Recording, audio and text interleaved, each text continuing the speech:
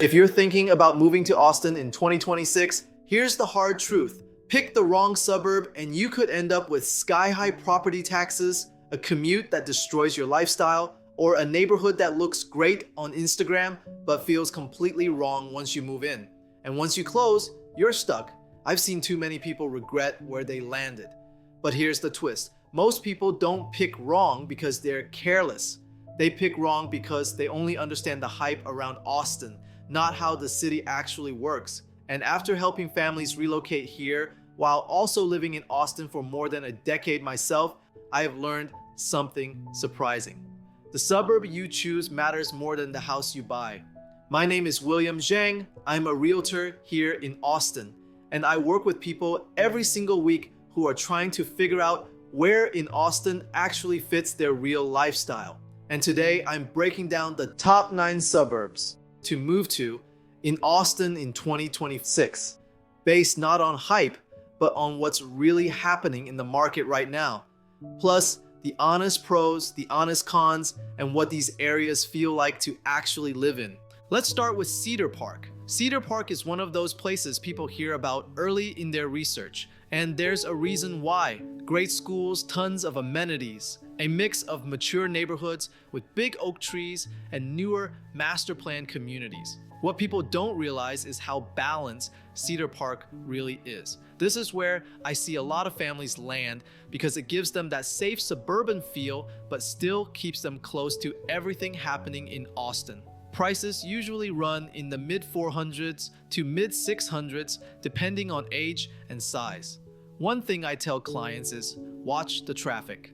A Cedar Park commute to downtown is about 25 to 30 minutes with no traffic, but during peak hours, it can surprise you. Still, if you want convenience, schools, and stability, Cedar Park is one of the safest bets. By the way, if you want the 2026 Austin, Texas Relocation Guide, where you can read about the different suburbs, average home prices, you can use the link to download it for free below. Now, let's go west. Dripping Springs. The scenery out here is unreal. Rolling hills, wineries, wide open spaces, wedding venues everywhere. It's peaceful, beautiful, and gives you breathing room. Homes tend to run in the $600,000 to $900,000, and you'll find everything from luxury master planned communities to acreage properties where you can spread out. But here's the trade-off: the commute. If you work downtown or need to be in Austin often, those 35 to 45-minute drives add up fast. But if you want space, hill country sunsets, and a slower pace, this is one of the most idyllic places in all of Central Texas. Next is Georgetown. And this one has gone from quiet, historic town to nationally ranked suburb real fast. Homes here usually land in the $400,000 to $550,000 range, and you get everything from renovated craftsman homes near the square to large new build communities with great amenities. Georgetown is also the home of Sun City, which means retirees mix with young families, which gives the whole city a really welcoming vibe. Here's a personal story. I work with a group of investors, and Georgetown is one of the first places they ask about because of the growth potential and quality of life. One of them bought near Highway 29 and told me, "I don't even feel the need to go into Austin anymore. Everything I want is here." And that's pretty common. The commute to downtown Austin is around 35 to 50 minutes. So Georgetown is ideal for people who want space and community over urban convenience. Let's talk about Leander. Leander is Cedar Park's next door neighbor, but it's growing so fast that it's becoming a major hub of its own. One of the coolest things about Leander is that it has the Metro Rail, meaning you can ride straight into downtown Austin without touching the highway. Leander also has tons of new construction, great schools, and what I consider one of the best value to size ratios compared to the rest of North Austin. A lot of my tech clients, especially the ones who work at Apple or Dell, end up choosing Leander because they get a bigger, newer home for the same price as something smaller in Cedar Park. Commute-wise, depending on where you work, Leander gives you convenience without giving up space. Now, Round Rock. Round Rock is basically a mini city at this point. It's home to Dell, Kalahari Resort, the Round Rock Express, IKEA, the outlets, everything. Homes here run from the mid-300s to mid-500s, and the school district is one of the strongest in the Austin metro. But here's what people don't expect.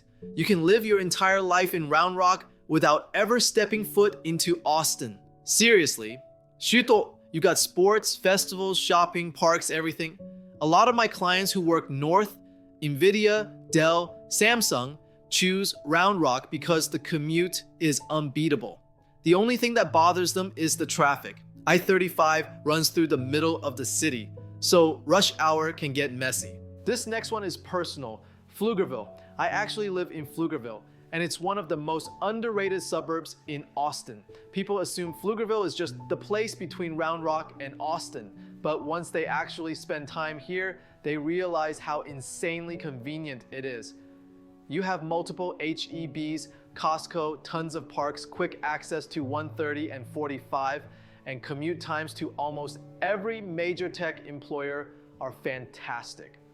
For a lot of my clients who want affordability without sacrificing convenience, Pflugerville hits that perfect balance. Plus, the home prices, usually in the high 300s to low 400s, still feel reasonable compared to everything surrounding it. One story that always sticks with me.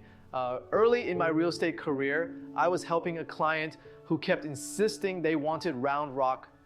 But after running commute maps to Apple, Dell, Samsung, and Tesla, they realized Pflugerville saved them 15 to 20 minutes daily. And that sealed the deal. They thanked me months later saying it completely changed their quality of life. Now let's head south. Kyle and Buda.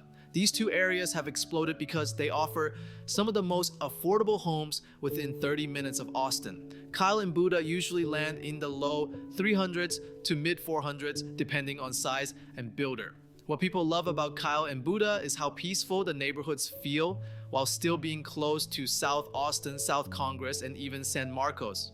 One of my investor clients chose Buda specifically because of its proximity to the AMD campus. Desser, if you believe Austin's tech future is moving south as much as north, Buda is a smart move.